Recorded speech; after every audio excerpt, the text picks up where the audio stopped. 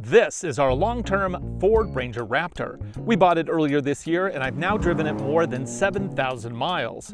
Today we're finally going to put it to the test, right here at our mountain test course. That's coming up right now on Driving Sports TV. This is the 2024 Ford Ranger Raptor. Based on the all-new 6th generation Ford Ranger, it's the first Ranger Raptor ever offered in North America. I bought this one from a dealer in May of this year and I've driven it a lot, more than 7,000 miles at the time of filming today. On paper, it looked to be one of the best trucks for 2024. And as we head into 2025, it's looking like we were right. In today's video, I'm finally putting this truck to the test, right here at our mountain test course just outside Ellensburg, Washington. Recently, we have tested a number of very capable machines on these very trails, including the Jeep Wrangler Rubicon, Ineos Grenadier, Ford Bronco Sasquatch, Chevy Colorado Bison Edition, and even a Subaru Crosstrek Wilderness. Well, now it's time to see if this Ford can conquer our mountain. But first, let's review some key features. Under the hood is a twin turbocharged 3-liter V6. This produces a peak 405 horsepower and 430 pound-feet of torque. It is connected to an advanced 4-wheel drive system with an on-demand 2-speed transfer case and a 10-speed automatic transmission. It comes standard with recovery hooks all around, locking differentials in both front and rear. Tires are 33-inch BFG KO3 all-terrains, and they're wrapped around 17-inch alloy wheels. Prices you see it here with just a couple options, $57,590 US, including destination. EPA rates economy at 16 miles to the gallon in town and 18 on the highway. The shocks are 2.5-inch Fox live valve internal bypass units on all corners. Up fronts are coilovers, the back gets piggyback reservoirs. You can actually use various drive modes to adjust the shock performance both on and off-road. In the back, you do get a Watts Link setup to help keep the wheels planted. Ground clearance is an excellent 10.7 inches. The wheelbase is 128.7 inches. Approach is 33 degrees, departure 26.4 degrees, which might cause some issues on the course today. With all those details out of the way, let's hop in and hit the trail. The plan today is basically see how well this Ranger Raptor does with our mountain test course. Now this is, of course, a certain type of environment, but you can apply what we learn here to a number of other environments. If you have slip, does it find grip? If it's having a struggle, what tools do we have in the toolbox? These are all good things that we're going to explore today. So we are going to run a number of trails. Of course, we are going to finish with the Anaconda, see if we can get all the way up that trail. So far, I believe only vehicles with 35-inch tires have made it all the way to the top. So it'll be interesting to see if this truck with the 33-inch KO3s can make it all the way up. So right here we have a little bit of a hill, and I think what we're going to do is let's go ahead and put it into off-road mode. And I'm going to use trail control. So trail control is like a crawl control system. At least crawl control is what Toyota calls it. With Ford, it basically does the same thing. Little button up there. Now I will note that with the Ford Bronco, which is actually a very close cousin of this truck, they have all the buttons up here, and I actually prefer that. But with this vehicle, they give you a big vertical display, which is great for maps. Shout out to Onyx Off-Road, one of our regular sponsors. This particular video isn't sponsored by Onyx Off-Road. However, if you do subscribe, we do get a kickback, so it does help support the channel. So we are going to use trail control, and once it's engaged, I can use the little buttons on the left here to set my speed. Got a little drainage ditch here. You can see how it stops and thinks before it puts us up and over. There we go. Very calm and pretty chill. So trail control, of course, will handle both brake as well as throttle. And then on top of that, it'll shift power around left to right as necessary. Of course, this truck is equipped with both front and rear lockers, so wheel braking isn't always necessary, because in most cases, full-on lockers are a better option. However, there are some conditions where you don't want to go fully locked, and in that case, brake vectoring is really helpful. Anyway, this truck has all of it, so that's good. On a trail like what we have here, power isn't really necessary because a lot of it is low speed crawling and climbing. Yes, if we were trying to get through like deep mud and stuff, more power is a good thing, but in dry conditions like today, I think we'll be fine. Plus, this is the most powerful mid-sized truck you can buy today. So I think we'll be okay on horsepower. This truck comes equipped with the 4 advanced 4-wheel drive system. That basically adds a multi-plate clutch to shift power from the back to the front. It also can do a pretty good job with that wheel braking thing I was just talking about. So in this first little challenge section, what I'm going to do is at first I'm going to drive through in 4 high with no lockers. Let's go ahead and turn off trail control. And we're going to see what this does. Now it's going to take traction off the left and the right. So we're going to seesaw a little bit, put a wheel up, spin that a little bit. Now you can see how much wheel braking is kicking in. With that transfer case locked in 4 high, it is keeping power even front to back. And it does fine. So now let's back up and reset, and now let's do it in 4 advanced to see how that looks in terms of how it deals with power here. So you can kind of see what the difference is. Oh, I gotta get out of off-road mode. It doesn't want to do it in off-road mode. So I go back to normal. Now I do kind of like how all the drive modes are tied very tightly into the powertrain. It will select modes, and it also limits what kind of modes you can option, keeping things within, you know, the area of their expertise basically. So now we're in 4 advanced. We're going to go over the same thing. Now look for this wheel spin like we had before. And see, now that we have basically a clutch controlling power back to front, it's not as good off-road, is it? Now granted, it gets us through and it's more aggressive with that brake vectoring, but ultimately, yeah, it's easier just doing it in 4 high, especially because this has front and rear lockers, so you don't really ever have to do the 4 advanced with this truck. Although if you don't have lockers, maybe that works better, I don't know. Your mileage may vary. Now we're going to go up the Sidewinder. Let's just keep on going. Up. 4 high. Come on. 4 high. Up, up, up. I'm just going to keep throttle on. Wheel braking's going to do its bit. Yeah, and it gets us up no problem. So as you can see, this truck, merely because it has good articulation, I mean, it is independent front suspension, but it does have a solid axle in the rear, so you get a lot of articulation back there. Because it can put its tires down, it's just really good at getting through things.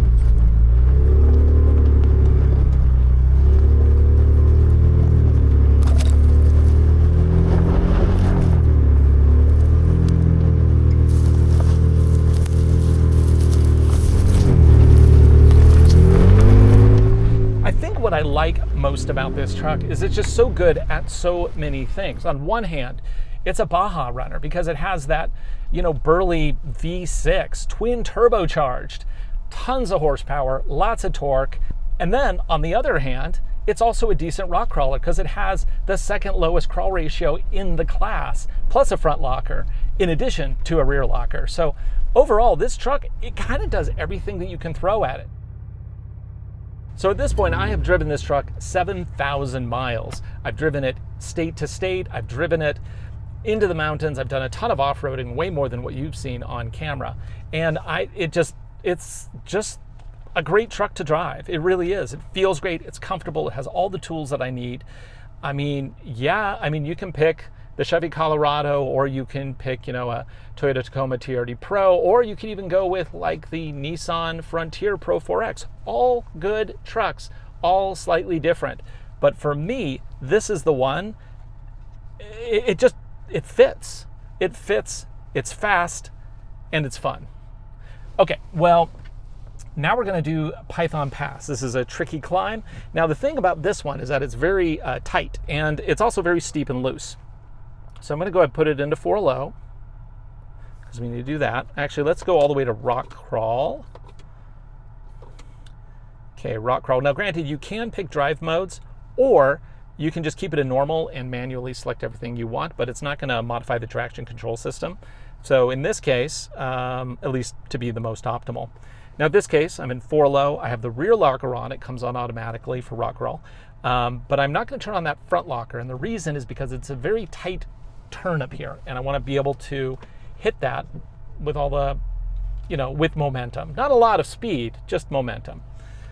So up we go. We're going to look for rocks, going to look for branches. There's a lot of debris on this particular course, and that's simply because, we left it over the spring and the plants kind of took over. Now you see with that front locker off, I can turn a little bit tighter. Unfortunately, though the Bronco has a feature called Trail Turn Assist, which helps you pivot on the rear inside tire, this truck does not have that. They don't put it on their trucks for some reason. Although I think it would be really useful considering I think it's 126-inch wheelbase on this thing. Yeah, little assist on these cornerings would be nice. But being a mid-size, this is so much easier to navigate tight trails like this compared to if I was in, say, a F-150 Raptor. Okay, no problem. Up and out we go, and I'm now dragging debris underneath because I just trimmed that trail. So now I have all the tumbleweeds attached to the underside of the truck. Great. Okay, now let's move on to the ladder. So the ladder is our very steep climb. It's loose. I think it tops at around 24 degrees of a climb, and there are some rocks on it. It has gotten easier over time because originally it was very loose. Now it's a little bit more compact. And because of that, we did add a ditch about 3/4 of the way up on the right side to be able to take traction off that wheel. Okay, let's do this. So again on this one, now with the Bronco, I did this all with no lockers. So I'm curious if I can do this one with no lockers as well. I'm in 4-low, no lockers front and back, and I'm in a rock crawl mode. So let's see what this does. And away we go.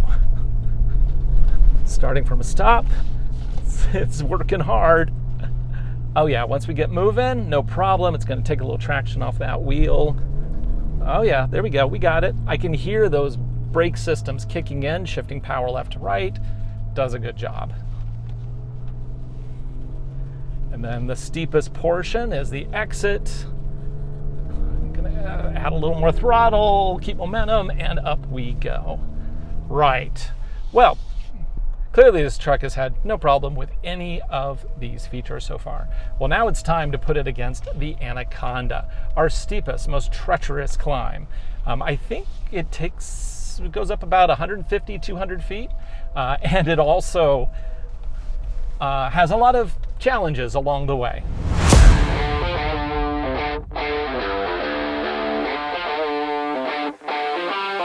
So this first challenge is very loose, very rocky.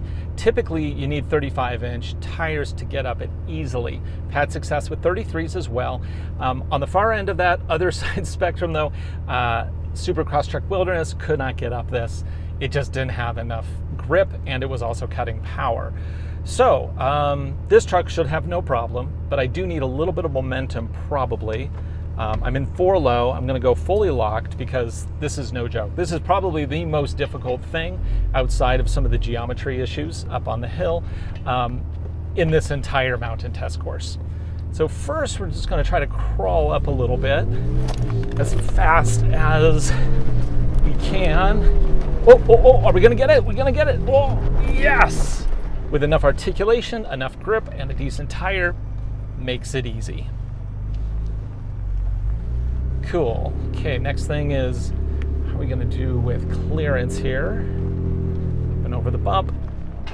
A little brush with the step boards, but not too bad. Right here we have a very steep climb and turn. This is exactly where you probably don't want to use lockers because you need to keep that tight turn. And when your wheels are turning like this, it kind of resists cornering. That's where a feature like, Trail Turn Assist is really useful, but this doesn't have it. So I'm turning off lockers altogether. I'm going to rely on wheel braking as I cut the corner. Go up here so my back clears. Just kind of step up. Man, these tires do a great job. Right.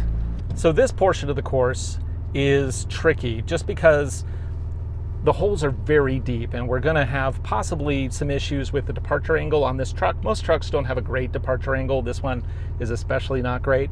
It has this little electrical thing for towing, kind of hanging down in the back. One of these days I'm just going to rip it off, I know.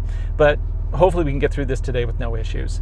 And then of course the brake over is an issue. That's the distance between the two wheels as we go up and over things. If things are going to hit the middle, the longer your wheelbase, the worse your brake over. And this being a truck, again, long wheelbase, it can be problematic. Not as bad as, like, you know, obviously a F-150 Raptor, but, you know, we still have, this trail is difficult. It just is a difficult trail. I'm going down into the hole, no scraping yet. I'm listening, see if there's any issues. Yeah, there goes the hitch. Hopefully the electrical is still attached. Right here, I'm going to crawl in. We have a series of ditches, one ditch on the left, one ditch on the right, and I'm going to listen for my step board to see if it's going to scrape. Ooh, yeah, that is absolutely laying down, and we're not even all the way up. So I'm going to kind of cheat a little bit, although it's not cheating, because if you can get through the trail, it's just good driving, right? Well, I'm going to try some good driving right now. I'm going out to the edge of the cliff, and I'm cheating this ditch. My rear wheel is going to go in, but my front is not. So I should clear that step board okay. Yep, and then we go into the other ditch, and we're lifting a wheel. Oh, let me go fully locked on this too, because I need as much side-to-side action as possible. And when they're fully locked, obviously, if one's in the air, it doesn't matter. They just spin in unison. There we go. Haha, no problem. Cool. Now, right up here, we got another ditch with a rock on the right. This is where I'm very happy to have a front camera system. Now, you don't need a front camera all the time, but it is nice just to know where your front wheel is. And in this case, I just put it right on the rock there, and we're just going to step up and over it. No dinging, no muss, no fuss. We are golden. Cool. Okay, well, dare we go all the way to the top? I think we should. So some people have been asking, what the heck is this super steep climb right here? Well, it is just that, a super steep climb. The boulders that are on it halfway up are actually bigger than the ground clearance of this truck, so clearly we can't even attempt it with this truck. But someday, maybe? Although I guess the cost of failure is pretty bad, considering there's, you know, nothing but cliff this way. So, not today. So, we are going to keep going up the main trail, though, to the right here and see how well this truck does.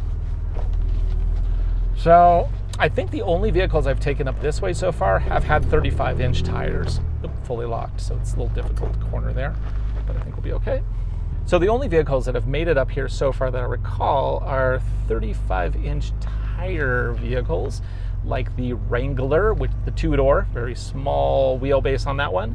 And then, of course, the Chevy Colorado Bison also made it up because it just has an epic amount of ground clearance.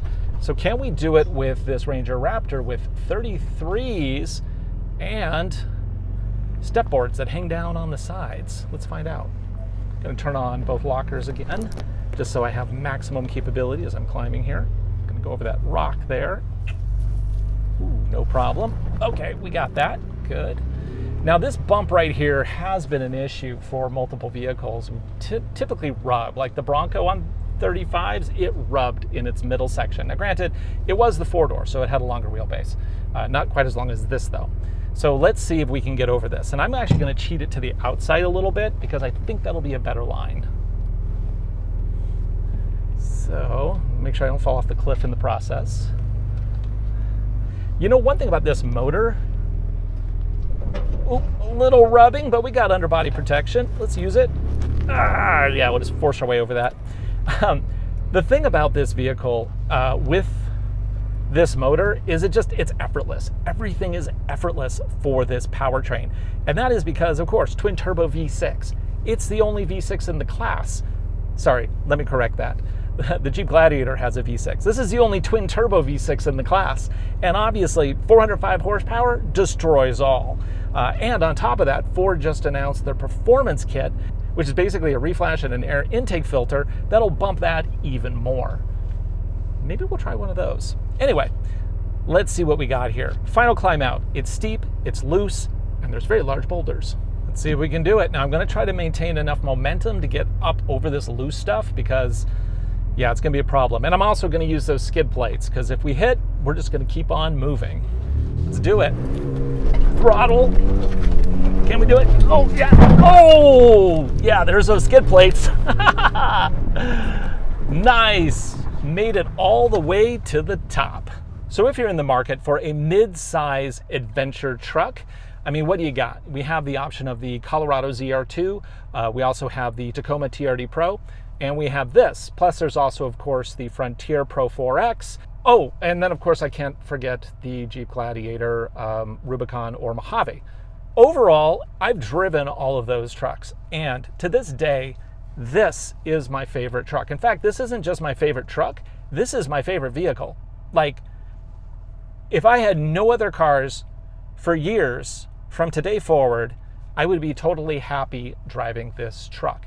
And especially when you consider the price. I mean, the Jeep Mojave is more expensive than this by almost 10 grand. The Toyota Tacoma TRD Pro, almost 10 grand more than this. I mean, at the price that they're currently asking, I am shocked that Ford has not increased the price yet.